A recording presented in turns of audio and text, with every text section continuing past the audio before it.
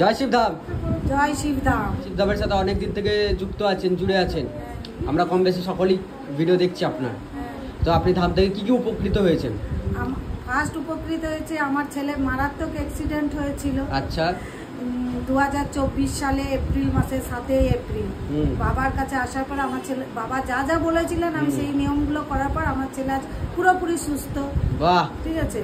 আর দ্বিতীয় হচ্ছে আমার টুকটাক যা মনস্কামনা থাকে আমার সেগুলো পূরণ হয়ে যায়। আচ্ছা। আমার একটা বাড়ি ছিল 18 সাল থেকে বিক্রি করব বলে অনেক চেষ্টা করেছি।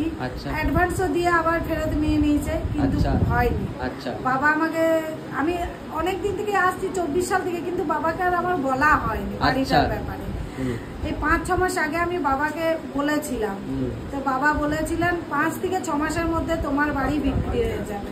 আমার বাড়ি বিক্রি হয়ে গেছে। আচ্ছা। তো আপনার ছেলের কি সমস্যা হয়েছিল? আমার ছেলে ব্রেনে ব্লাড জমা হয়েছিল, কমায় চলে গেছিল, আর একটা সাইড প্যারালাইসিস হয়ে গেছিল, ডান সাইডটা। আচ্ছা। কিন্তু বাবা তেল আর জল দিয়েছিলেন, বলেছিলেন এগুলো যে কোনো প্রকারে আইসিইউ ভেন্টিলেশনে ছিল আমার ছেলে, বলেছিলেন যে কোনো প্রকারে ওইটা টাচ করতে হবে। আচ্ছা। আমি অনেক চেষ্টা করে টাচ করেছিলাম, তার যেদিন টাচ করেছি তারপরের দিনে আমার ছেলে ডান সাইড প্যারালাইসিস হয়েছিল, ডান পা কিন্তু নেড়েছে। বাহ। তো আপনার ছেলে যে কতদিন ভর্তি ছিল? তাও ভর্তি ছিল 4-5 মাস। 4-5 মাস ভর্তি ছিল হসপিটালে? বাবা বলেইছিলেন যে টাইম লাগবে একটু, কিন্তু ও সুস্থ হয়ে যাবে। আচ্ছা, এখন কেমন আছে আপনার ছেলে? এখন তো পুরোপুরি ভালো। ধামে তো আসে আমার ছেলে। আচ্ছা। এই 12 তারিখে এসে প্রসাদ চড়িয়ে গেছে। আচ্ছা। তো আপনি প্রথম যখন এসেছিলেন অ্যাপয়েন্টমেন্ট নিয়ে এসেছিলেন? হ্যাঁ। আচ্ছা। আপনি ধামের খোঁজ কি করে পেলেন? আমি ফেসবুকে দেখেছিলাম। ফেসবুকে? তখন বাবার দর্শন চলতো। আচ্ছা।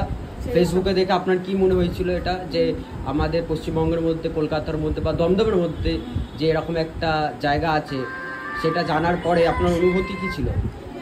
সেটা জানার পর আপনার অনুভূতি কি ছিল যে আমাদের দমদমের মধ্যে, পশ্চিমবঙ্গের মধ্যে এরকম একটা সিদ্ধাম প্রতিষ্ঠান আছে যেখান থেকে মানুষ খালি হাতে ফেরে না, মৃত্যুর হাত থেকে পর্যন্ত বেঁচে আসছে, যেটা আপনি বললেন আপনার ছেলে পর্যন্ত বেঁচে ফিরেছে। যমরাজের কাছ থেকে আমার ছেলেকে আমার বাবা ফিরিয়ে দিয়েছে। বাহ বাহ। তো আপনি যখন প্রথম এসেছিলেন অ্যাপয়েন্টমেন্টের জন্য কি কোনো রকম টাকা পয়সা নেওয়া হয়েছিল আপনার থেকে? বা আপনার সাথে যে কথা বলা হয়েছিল কনসালটেশন চার্জেস তার জন্য নেওয়া হয়েছিল, ভিজিটিং চার্জেস নেওয়া হয়েছিল তার জন্য? না। বা ধাম থেকে যেগুলো আপনার সমস্যার কথা তো আগে থেকে বলে দেওয়াই হয়, সাথে সাথে প্রতিকার বলে দেওয়া হয়, তো সেগুলো নেওয়ার জন্য কি জবরদস্তি করা হয়েছিল? না। আচ্ছা। তো যারা শিবধামে আসতে পারছে না তাদের উদ্দেশ্যে কি বলতে চাইবেন?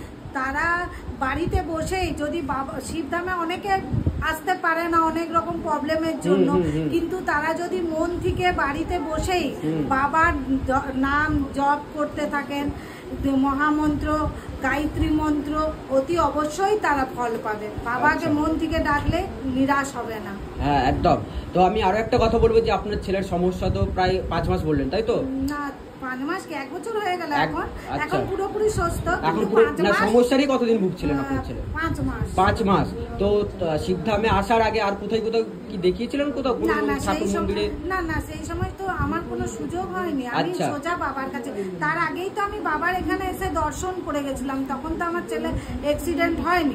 আমি যদি, আমার এখন একটাই আফসোস যে আমি যদি সেই মুহূর্তে অ্যাপয়েন্টমেন্ট পেতাম তাহলে হয়তো আমার ছেলে অ্যাক্সিডেন্টটা হতো না। হ্যাঁ, আগে থেকে জানতে পেরে যেতেন তো হতো না হয়তো। তো বিধাতা লিখন যেটা লেখা আছে সেটা তো হবেই অবশ্যই। হ্যাঁ। কিন্তু শিবধাম তো সুস্থ করে দিয়েছে, শিবধাম প্রভু একদম তৎকাল কাজ করে দিয়েছে কারেন্টের মতো, তাই তো? আচ্ছা, বলুন। 420 ভোল্টেজে আমার ছেলেকে সুস্থ করে দিয়েছে। বাহ বাহ। বলুন জয় শিবধাম। জয় শিবধাম। বাহ, জয় শিবধাম।